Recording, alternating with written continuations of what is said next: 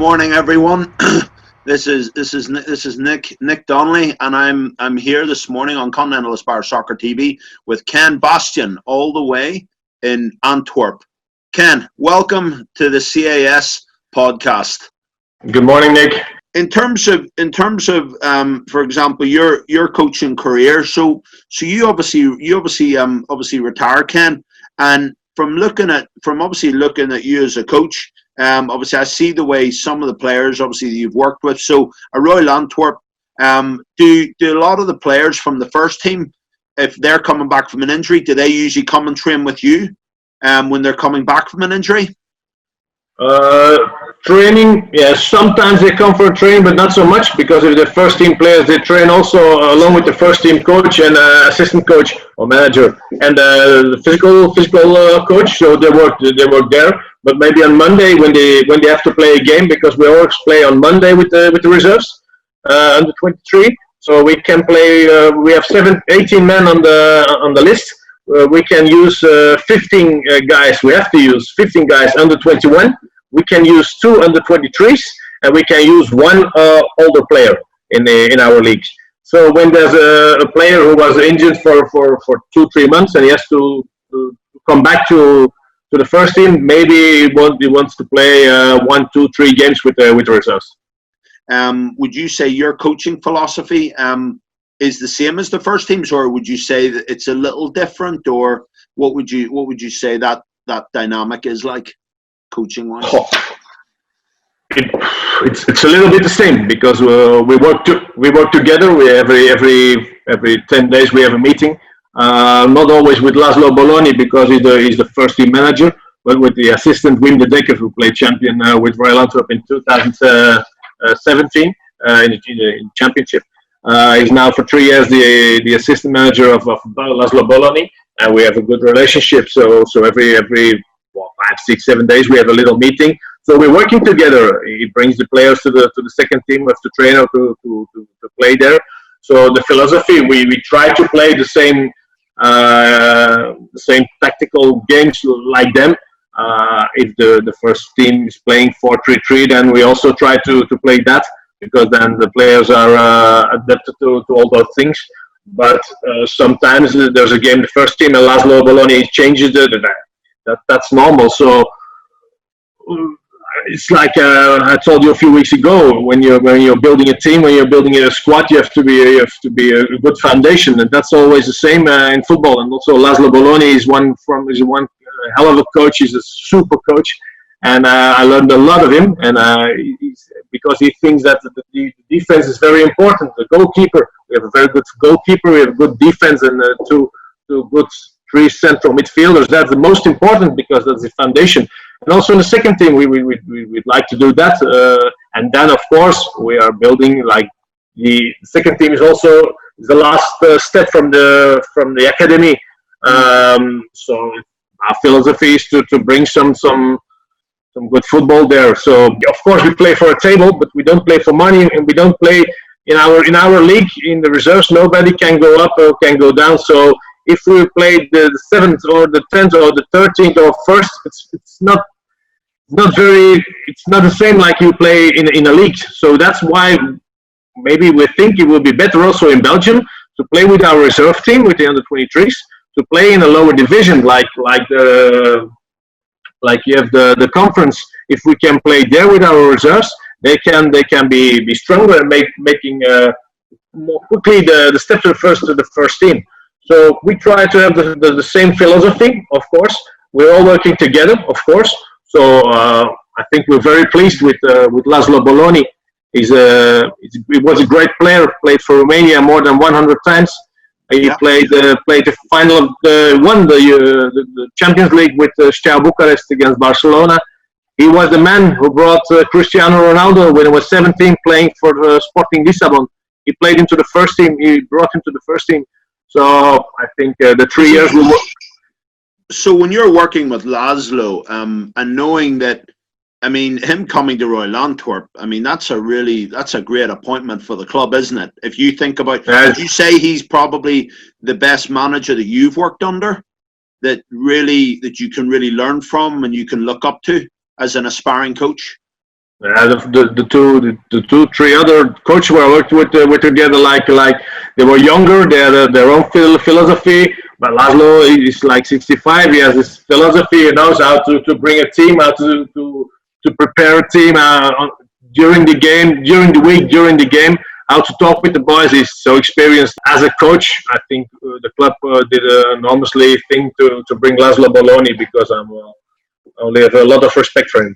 Since he took over, how he's kind of evolved in terms of how he's turned the team around from since he came through the door 3 years ago?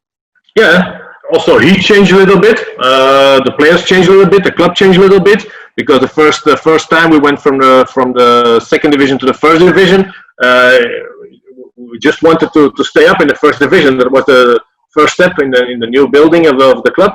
But I think we played 6 to 7 or 8. So the job he did was very good. And then afterwards there were more talented players into the club. So he changed a little bit the system of playing also. But I think the job he did was tremendous.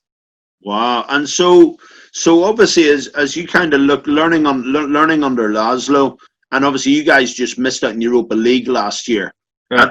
That must have really shown Paul Gysens, the owner, it must have given him more faith in Laszlo, that he wants to keep him there as long as possible. Yeah, I think everybody has a faith in our manager. We just missed 1 minute. If we played 1 minute less against AZ, then we were in the Europa League stages. But now we just played the first and the second round, the third and the second and third round, and was finished. But it was a good opportunity for us to go back to Europe. We didn't reach the stages, but okay, we did well. Now we're trying to go to the stages. That's another step we have to take. So, I think, it's interesting when you're talking about Laszlo and hearing you kind of speak about him, and I think a lot of people maybe don't give him enough credit, especially like I think for Manchester United and anybody that watches Ronaldo, or even, I mean, he brought through charisma. He brought through quite a few players in that sporting team. Yeah. And I think a lot of people, they don't give him, like, I don't see his name mentioned where it should be. And I think Sir Alex, that's our job. That's the job as a manager. If you're a coach of Royal Antwerp, or you're the coach of United, or you're the coach of Paris Saint-Germain, or whatever, if you win a game, you're the best. If you lose a game, you're crap. So that's the job. If you want to be manager, it's always like that. Right. If it's in the first division, or it's in the conference, or in the best Victor, it's all the same. If you win, you're the biggest one, and then they will have a party. They will give you a big pint of beer. If you lose, they will throw it over you. So it's the job of manager. He obviously brought Cristiano in around 2003, and then because he was there from 2003 to 2004. And he brought Cristiano in. He brought him into the first team, and then in terms of, if you're looking at somebody like that's actually brought probably one of the best players of probably of the last. If you look at Messi and Ronaldo, and their competition on the Ballon d'Or has been so competitive for years. I think, because I always say to people, you have to look at youth with the right perspective, right? Yeah. And I've kind of done like a lot of research, Ken, and I'm looking at, if you look at, because at Royal Antwerp at the minute, it's very difficult, and I understand that it's very difficult to bring young players in to a team, especially into a team that's very settled and a team that's going further up the league. For example, Royal Antwerp are now. They're more at the top now. They're like second and third. They're in between second and third place. So if you're a young player, like for example, if you look at the Manchester United partnership, like Royal Antwerp, would you agree they wouldn't be able to give Manchester United any guarantees that their players were going to play, because where they're trying to compete now versus? Would you agree with that? Yeah, that's 100% right. At this moment, it's very, very difficult to pick up a young guy and fit him into the first team. We, like coaches from the under 23s, under 18s, we'd love to bring some young talented boys to the first team, but the manager told us that they are not ready at this moment. If the manager is playing the third, fourth place in Belgium, yeah, then he's right. It's very simple. And if you bring a guy like Richie de Laat on the left back, and he played he was champion with Leicester in the Premier League. He was champion with Middlesbrough in the Championship. So some guy with so experienced, a guy like that. So then at that moment, it's very difficult to bring some young guys, and it's normal. It's normal that we have to bring. If we bring a young guy, he has to bring more quality than the players we have now. But that's very, very difficult because now we want to go to the Europa League. So I think they're going to invest for another few good players to be there. So at that moment, it's difficult for the youth department to bring a young guy. But if they can reach the selection, if they can reach the first team squad, and maybe when we're 3-4-0 up, we can bring them 10 minutes, 50 minutes for our supporters. That would be great also. So. Well, it's interesting because when you talk about other players coming in, I know Kevin Mirallas. I know he's playing for Royal Antwerp at the minute, and I know you've said, like, how would you say he has done? Obviously, he played for Everton, played for Olympiacos. And he's a very talented. After Eden Hazard, he was maybe one of the most talented players in Belgium, Kevin Mirallas. Wow. But he had a difficulty in Everton. He was great. In Olympiacos, he was one of the best players in Europe. So he has talent. He's a great player. We are very, very glad he's with us in our squad. But he had a difficult year. It's like that. He had a difficult. I think he only scored one goal and one penalty. So it was a difficult year for Kevin.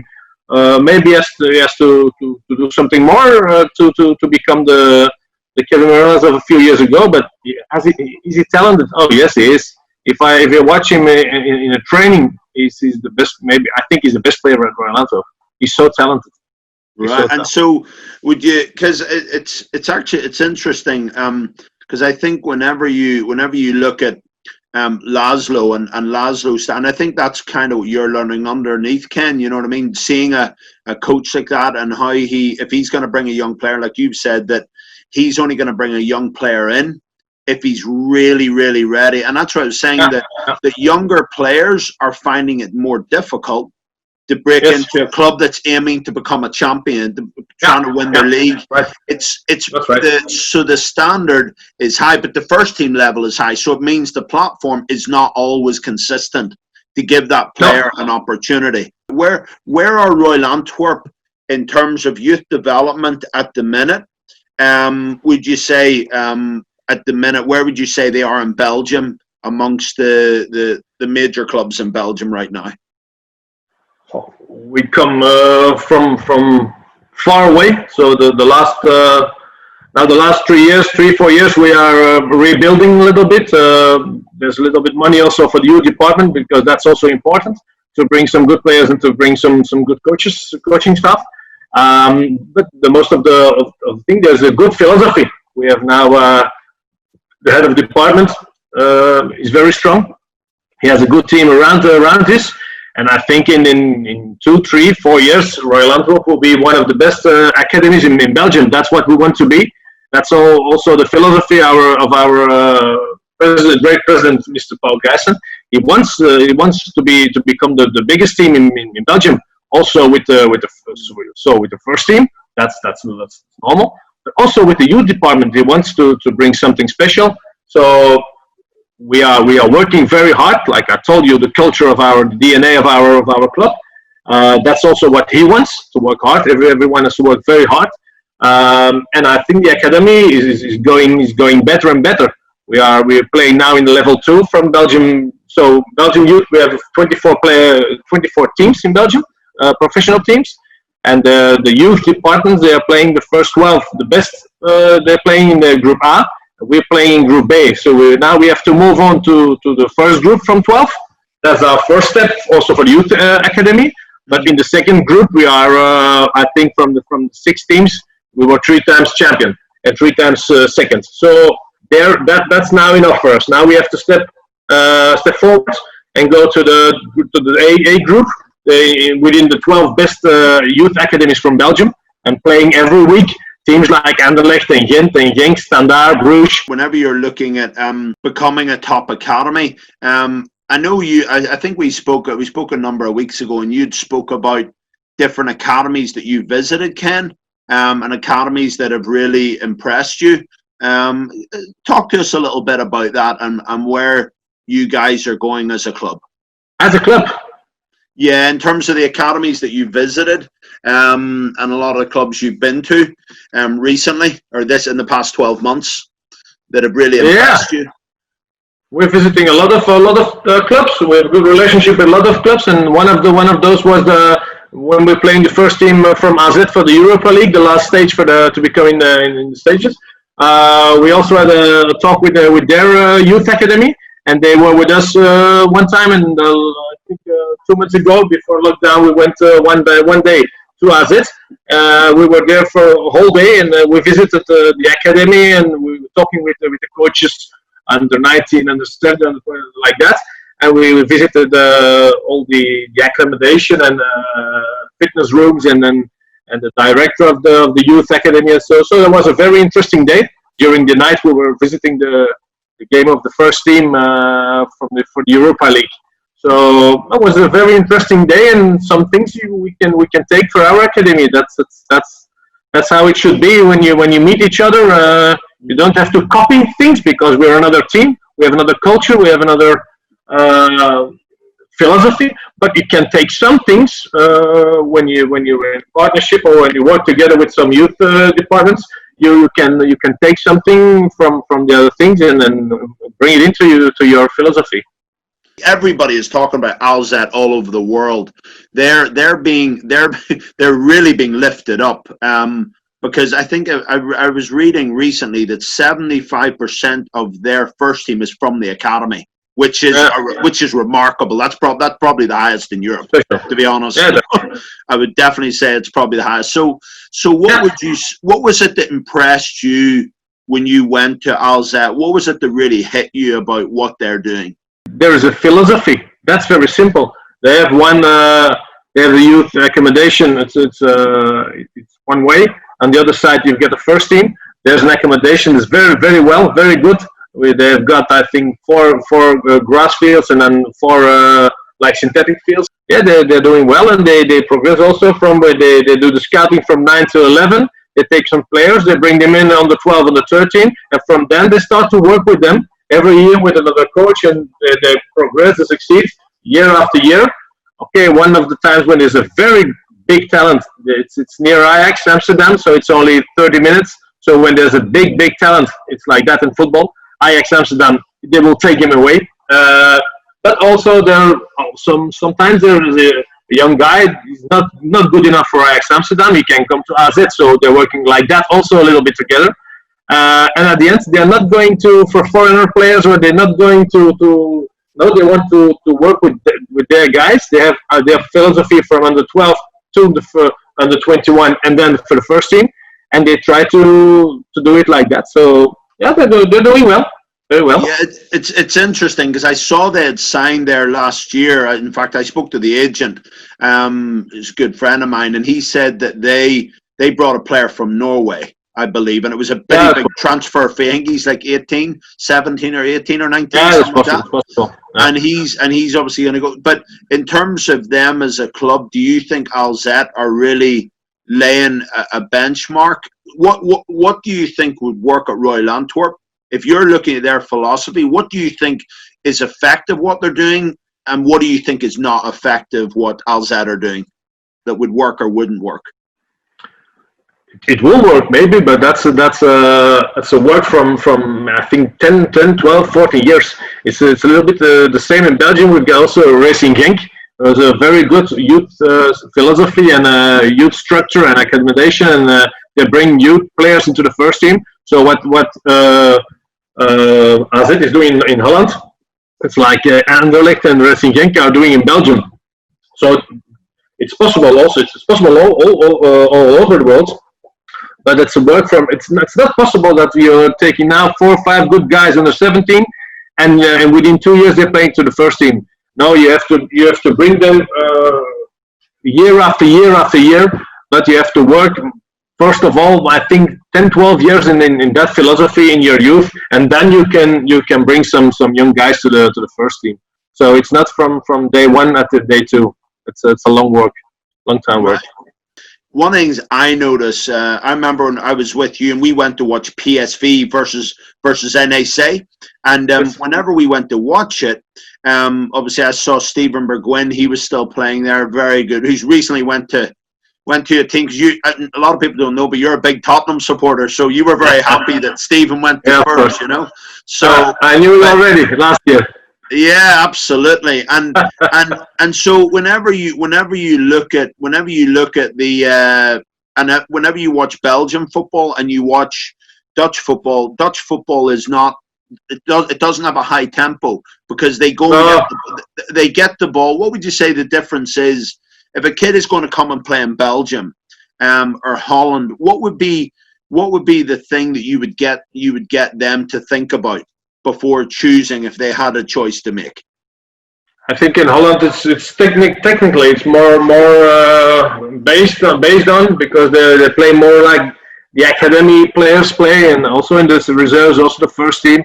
They're playing a ball on the ground, and they play good football. They play with a number 7 or number 11 outside wingers and a central attacking player, and also. So what are they doing in the youth? They will prepared also for the first team. It's very academical football. Like in Belgium, it's more strong. You have to be more physically. More running in Belgium, more tackling, and a little bit more into the English football. So it's a little bit rougher in Belgium. When a Belgian striker goes to Holland, he can be a top goal scorer. But when a Dutch striker is coming to Belgium, it's difficult, because it's very defensively football. More defensively, the foundation is very more important in Belgium than in Holland. Right. Okay. So would you say so? That's one of the things you would say if they are going to decide to come and play, because I know that if you look at Antwerp boys, like for example Toby Alderweireld, and you look at Jan Vertonghen, they both went to Ajax, didn't they? When they were young, yes. And which you believe they're probably going to come back to Belgium once they're getting close to, maybe they might come back and play for Antwerp. Toby Alderweireld is a guy from Antwerp. He lives. His family lives, I think, 5 kilometers from our stadium. So if he wants to come back to Belgium, if he wants to come back to Antwerp, I think it will be great for him to play for Royal Antwerp. But I don't know him personally. Same with Vertonghen. Vertonghen is more from the a little bit further away from Antwerp, but I think he's going now, or will stay at Tottenham, or maybe he will go to Italy to play another year or 2 or 3. So they're top class players. So if there's a possibility to come, because a lot of players now from the Premier League, they came back to football in football in Belgium. So we had Mirallas and Steven de Voer in Antwerp. We have Simon Mignolet, he's the goalkeeper of Club Brugge. There was Chadley and Vincent Kompany coming back from the Premier League. So maybe Simon Mignolet, he's come back. In fact, I was wondering who's he playing for right now? Bruges. FC Bruges. Yeah, that's right. I thought I saw him somewhere. I didn't want to say Royal Antwerp just to be biased, you know. So in terms of in Europe right now, between kind of Holland, Belgium, and Germany, who do you think is really setting the benchmark academy wise, and in terms of coaching that you're looking at and you're thinking that's kind of where the club has to want to be? Okay. I can speak a little bit about Holland, because I told you about AZ, and I know a little bit of philosophy of Ajax and Feyenoord, because we know some people there. We often play with our youth against teams like NAC Breda and RKC, because it's not so far away from us. So that level we know, it's almost the same like our level. That's good. But in Germany, I don't know, because I've never been in Germany for an academy day, so I don't know in Germany. But Germany is always a strong country in case of football, of any sport. So I think if you take like, okay, not Bayern München, but if you take like Dortmund or Schalke or Leverkusen, I think the level there is a little bit higher than in Belgium or Holland.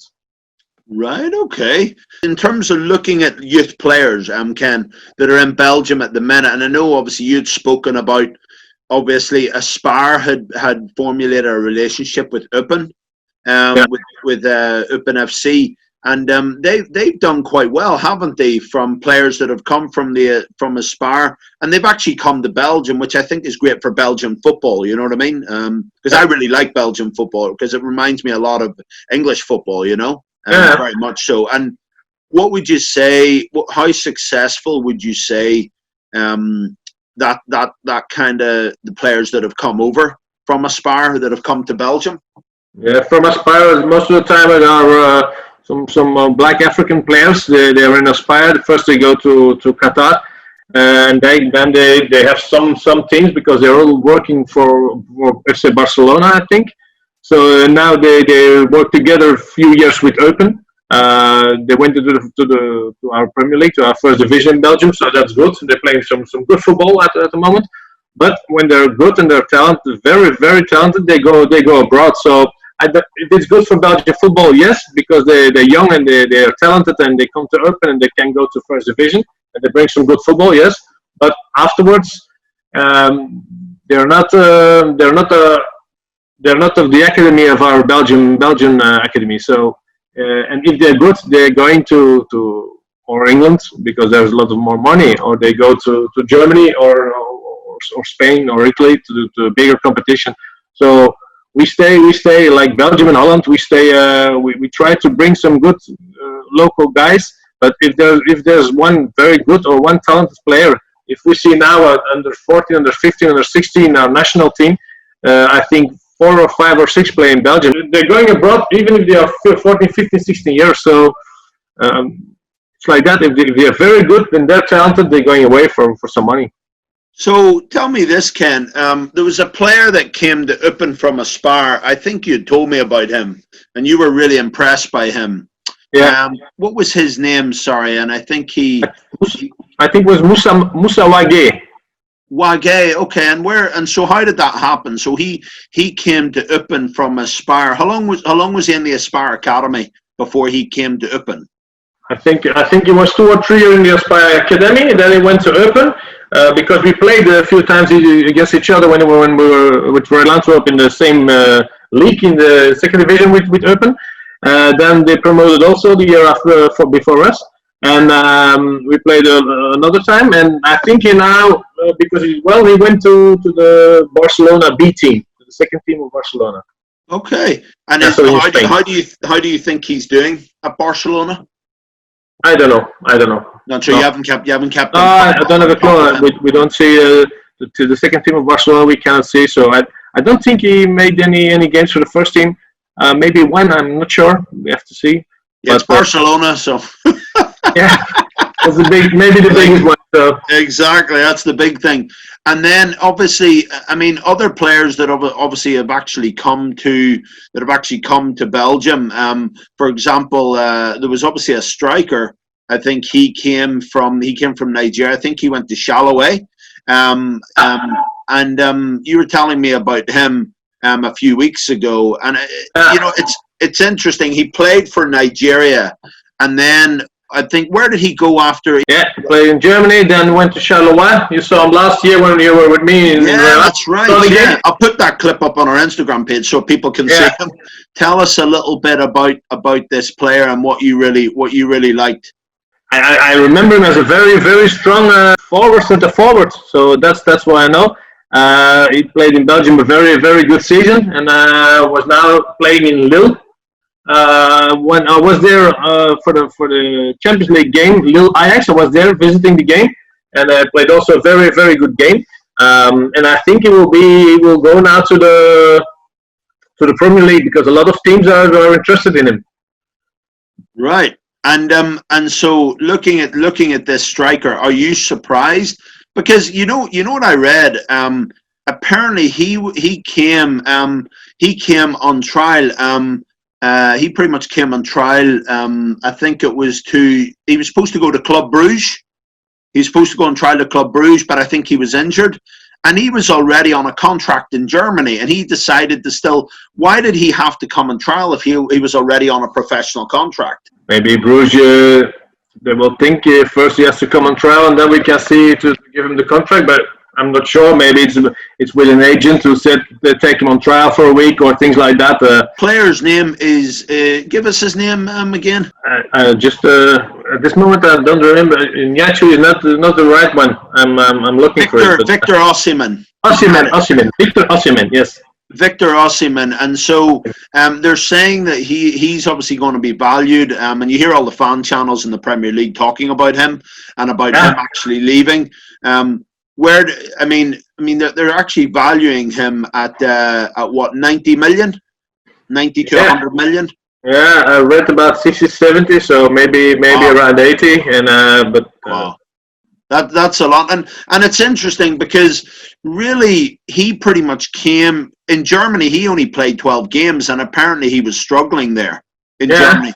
Then he comes to Charleroi. I was really impressed when I've watched Charleroi. I like their style of play. I think it's very progressive, very very attractive to watch.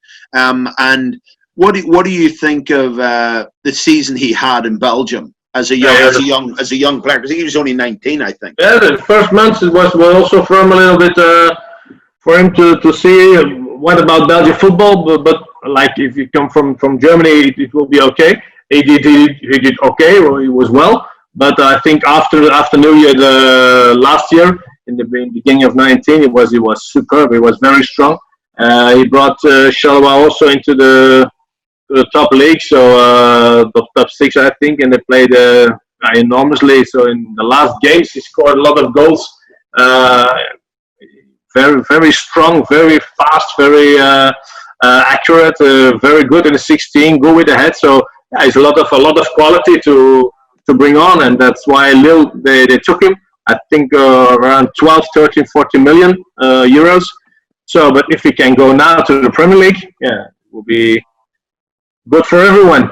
When you look at a lot of these young players that we were speaking about, like Victor Osimhen, obviously we're speaking about Wague, who went there. Obviously he's at Barcelona, but I suppose Bundesliga seems to be quite attractive to British-based players and players from all around the world, especially Americans. What do you think in terms of young players? What up and coming young players in Belgium are you kind of looking at from a coaching perspective and saying, yeah, they've got a really good chance of going far? If they have the quality to bring in, then they can do something in Belgium. Yes, it's like that. And if they're good enough, they're going to play the first team. And then when they're good enough, they're going maybe abroad. And like you said, the Bundesliga is a big competition. So I think everybody wants to play there because they're always playing for 30, 40, 50,000 people. They have a good salary in the Bundesliga also. So if they can do better, they will go. It's like that. It's like that in life, and it's like that for a footballer or like a coach. Yeah, and in terms of a lot of players, I suppose when they want to go abroad, do you think it's maybe they want things different culturally? When do you think it's not good for a young player, Ken, to really want to progress, to leave to go to maybe England? Do you think England's quite a tough step for a young player that's not doing well enough in Belgium? For a young guy is not doing well enough to go to England. Yeah. I think it will be difficult also, because if he's not good enough in Belgium, what would he do in England? Because I think also the championship, the level for youth academy and the under 18, under 21 is very very high. So then I think it will be difficult. So, but when there's a possibility to go there, when you've got the quality, and when you're strong enough, also mentally, because it's not only with the feet, it's also mentally. You have to be ready to go abroad. You have to be ready to go to sign for another club, for another culture and things like that. So another language, all those things. So mentally, you have to be ready also. But if and sportively, you're good enough, like a football player, you're talented, and you're mentally strong. And most of the time, then you can stay alive. And so in terms of whenever you're looking at like the development of a player who's obviously in Belgium, and he's obviously playing well. What do you think from 17 to 21? What are your thoughts in terms of how millennial players are thinking about how do they think about their development? Do you think compared to maybe when you were a player? They don't work enough. That's for sure. They don't work enough. They have to. It's okay. Maybe they said it also for us 35 years ago, but it's another. Like you said, the Millennium Boys. It's another mentality. Okay, there is more now. There is more and more. Just yesterday, I was talking to a friend when we were 10, 12, 14 years. I was talking to you in the beginning of the podcast. When I was always at Royal Antwerp, playing at the Basel Stadium, when I was training or playing football, playing with my friends or with the girls, I were always playing outside. Now but we hadn't not a lot of things. We didn't have like PlayStation and things like that. We didn't have that. I had a ball, I had a bicycle, and that was it. I took my bicycle, went to the stadium, and went playing there all day. We were progressing all the time, and now, when they have 2 times a training, sometimes some of the guys, not all, but some of the guys, they're coming to us and say, "Coach, why we have a second training today?" If you ask that to me, I will kick their asses. So a lot of the guys, they are not. They like to play football. They like to play games, yes, but it's not only playing games. It's also it's during the week you have to work, and then you can bring. A good game on Sunday or Saturday or Monday for us for the second team, but it's during the week is the most important, and that's sometimes with the Millennium Boys that's sometimes more difficult. And you think, because it's interesting when I saw you coaching, Ken, and I really like how you coach the players. I like the tempo and really enjoyed the session. In fact, I'll try and upload some, because I saw just when you were actually coaching, so people can see you a little bit. But whenever I seen there was I think it was one player there. I think he was a Moroccan player. He's from Morocco, but he played for Antwerp. And you were saying to me, like, he has all of the talent, but he doesn't have the right attitude. And Laszlo didn't even want to have him with the first team. And I'm constantly having conversations with players. You know what I mean? I tell players, I say, listen, you have to be doing X and Y. You know what I mean? And it's interesting because I was listening to Gary Neville yesterday, and he was talking about Rebel Morrison. And he was saying, like, he didn't work hard. And listen, I know people have different challenges, but if somebody has talent and they've got the ability, it's up to them to maximize that talent. Of course. But your talent, it's all about the attitude. Yeah, it's like they said, talent is nothing without working very hard. It's all about the attitude during the week. If you have the attitude to work very hard, also in the fitness, also outside, and go running and to become a better player.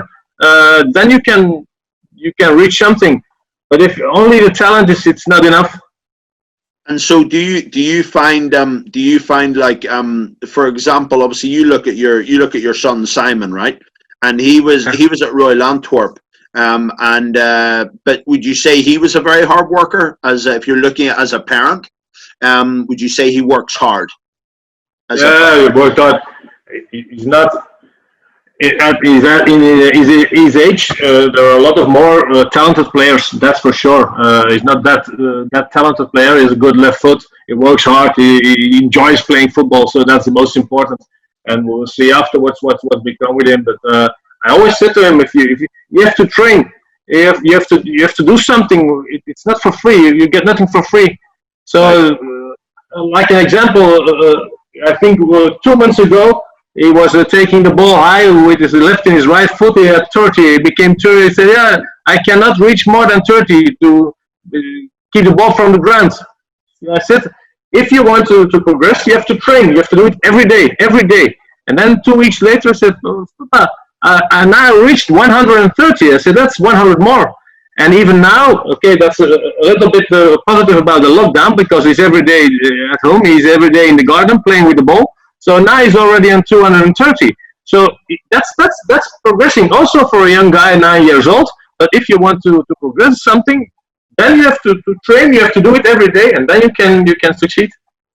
And so, Ken, if you're kind of looking, as you look at this, I mean, you got so much wisdom, so much experience. I mean, we talked at length today about this, and we're obviously going to have you doing some stuff in London. You're going to come over to CAS and stuff like this, and you're going to give a lot of coaching kind of master classes to younger coaches. What would you say that you've learned, that you've really learned the most as a coach? You know what I mean? Because obviously you're at quite a good level now as a coach. What would you say to a coach that really wants to become a really good coach? What would you say that is important for them? I think what I said a few minutes ago is the most important: to work hard, to make yourself every day better. Also, as a football coach, it's the same. To watch some games and to talk with some people, and to see some trainings. Also from I saw a few months ago, I saw a training from the under 10 trainer at Royal Antwerp. I took the training, I took one exercise, and I made it for my under 23s. Okay, a little more difficult, but it was almost the same. So you have to be, it's like the new coach of Tottenham Hotspur, my team. You have to be humble. That's very important. You have to be very humble. You have to work hard and be humble. And if you're working like me in an under 23 team, you have to work for the first team. That's the most important.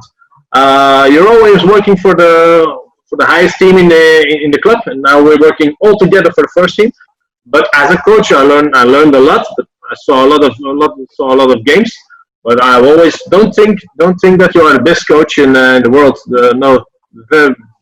Be always very humble, work hard, and try to get better every day. That's what I can say. So you would say you're even willing to learn from other coaches at the club? Of course. Would you say okay? And are you? So you see the coaching level is obviously much higher. So it's a really big. Would you say Royal Antwerp is a really great learning environment for a coach? Yes, of course. Because now every coach at Royal Antwerp has the UEFA A or B license. So they all go to some classes where we give our master classes also to them, but they will give also some exercises for all trainers, for other trainers. We're working together with smaller teams in the neighborhoods, and sometimes they also bring something, and we're going to see there, and we work together. We help each other. That's also, you have to help each other. Don't think you're a very good coach, because if you think that, it's finished.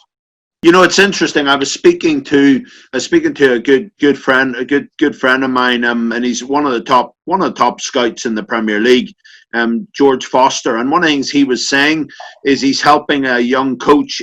He's at conference level, and he's wanting him to mentor him, because when he finished playing, he then went into coaching, and he said he's very young, but he really wants to learn.